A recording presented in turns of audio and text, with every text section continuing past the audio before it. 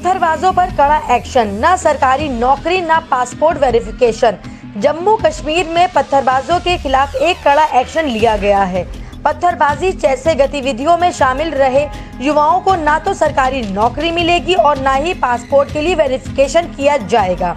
Kashmir CID ने इसका circular जारी कर दिया है। इस सर्कुलर में कहा गया है कि ऐसी गतिविधियों में शामिल लोगों को सिक्योरिटी क्लियरेंस न दिया जाए। कश्मीर सीआईडी के एसएसपी ने ये सर्कुलर जारी किया है। इसमें उन्होंने कहा है कि पासपोर्ट, सरकारी नौकरी या सरकारी योजनाओं से जुड़े मामलों में किसी व्यक्ति की सिक्योरिटी क्लियरेंस की रिपोर्ट तैयार की जाए तो उस वक्त इस बात का भी ध्यान रखा जाए कि व्यक्ति पत्थरबाजी, कानून व्यवस्था भंग करने या किसी दूसरे अपराध में शामिल न हो। अगर कोई ऐसा मिलता है तो उसे सिक्योरिटी क्लियरेंस न दिया जाए। बच्चों के आधार कार्ड में 2 बार अपडेट जरूरी, जल्दी करवाएं वरना इनएक्टिवेट। आज के दौर में आधार कार्ड एक अहम दस्तावेज है। हर उम्र के लोगों के लिए यह बेहद जरूरी डॉक्यूमेंट है। नवजात बच्चों के भी आधार कार्ड बनाए जाते हैं। UIDAI के मुताबिक नवजात बच्चे का आधार कार्ड बर्थ डिस्चार्ज सर्टिफिकेट और माता पिता के आधार कार्ड के जरिए बनाए जाते हैं। पूरे देश में नवजात बच्चों के आधार कार्ड बनाए जा रहे हैं, लेकिन बच्चे के 5 साल के होने के बाद आधार कार्ड को बायोमेट्रिक अपडेट कराना जरूरी होता है। ऐसा नहीं होने पर बच्चा का आधार कार्ड अनएक्टिवेट हो सकता है। UIDAI ने ट्वीट कर जानकारी दी है कि नवजात बच्चे के आधार कार्ड का इस्तेमाल 5 साल की उम्र तक किया जा सकता है। 5 साल के बाद बायोमेट्रिक अपडेट नहीं कराया तो बच्चे का आधार कार्ड अनएक्टिवेट हो जाता है। 5 साल के बाद फिर जब बच्चा 15 साल का हो जाता है तो बायोमेट्रिक अपडेट करवाना होता है। दिल्ली में मानसून भले ही देर से आया लेकिन दुरुस्त आया। राजधानी में लगातार बारिश हो रही है। मौसम विभाग की माने तो अभी 4 दिन तक दिल्ली पर यूं ही काले बादल मंडलाते रहेंगे। दिल्ली यूं ही भीगती रहेगी। दिल्ली में यमुना भी उफान पर है।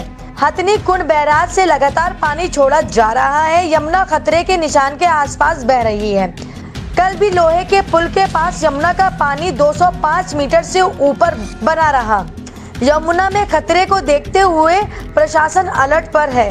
लोगों से भी यमुना के किनारों से दूर रहने की अपील की जा रही है। दिल्ली पुलिस ने कुख्यात अपराधी काला जठेड़ी और लेडी डॉन अनुराधा को गिरफ्तार कर लिया है। काला जठेड़ी पर पुलिस ने 7 लाख का इनाम रखा था। दिल्ली पुलिस ने कुख्यात अपराधी काला जठेड़ी और लेडी डॉन अनुराधा को गिरफ्तार कर लिया है। काला जठेड़ी पर पुलिस ने 7 लाख रुपए का इनाम रखा था। पुलिस को लंबे समय से काला जठेड़ी की तलाश थी। पुलिस को चकमा देकर बचने वाले काला जठेड़ी को पकड़ने के लिए पुलिस ने एक जाल बिछाया जिसमें वह फंस गया। गृह मंत्री अमित शाह आज अपने यूपी दौरे के लिए पहले दिन लखनऊ पहुंचे, जहां उन्होंने फॉरेंसिक यूनिवर्सिटी का शिलान्यास किया। इसके बाद शाह मिर्जापुर के लिए रवाना हो गए, जहां वो कई योजनाओं का शिलान्यास करेंगे। इन सभी कार्यक्रमों में उत्तर प्रदेश के सीएम योगी आदित्यनाथ लगातार अमित शाह के साथ ही रहे। विश्वविद्यालय के शिलान्यास के बाद दोनों ही नेताओं ने प्रदेश की जनता को संबोधित किया और एक दूसरे की तारीफों के पुल बांधने से भी नहीं चूके। यूपी चुनाव से पहले ये अमित शाह का एक अहम दौरा माना जा रहा है। एटीएम से पैसा निकालना आज से महंगा। छुट्टी के दिन भी आएगी सैलरी पेंशन। जाने 1 अगस्त से क्या क्या बदलेगा। अगस्त से बैंकिंग सेक्टर में ग्राहकों के लिए कई बड़े बदलाव होने हैं। एटीएम से पैसा निकालना 1 अगस्त 2021 से महंगा हो जाएगा। अगस्त महीने से साप्ताहिक अवकाश या सरकारी छुट्टी के दिन वेतन या पेंशन आने का झंझट नहीं रहेगा। यानी अगर 30 या 31 तारीख को अगर शनिवार या रविवार या फिर कोई घोषित अवकाश पड़ता है तो भी सैलरी पेंशन खाते में आएगी। लेकिन एटीएम से धन निकासी पर ग्राहकों से ज्यादा जेब ढीली करनी पड़ेगी।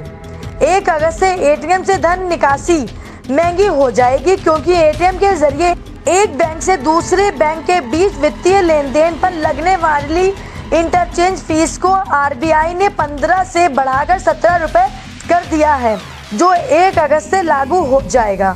गैर वित्तीय लेन देन के लिए भी फीस बढ़ाकर 5 से 6 रुपए कर दी गई है।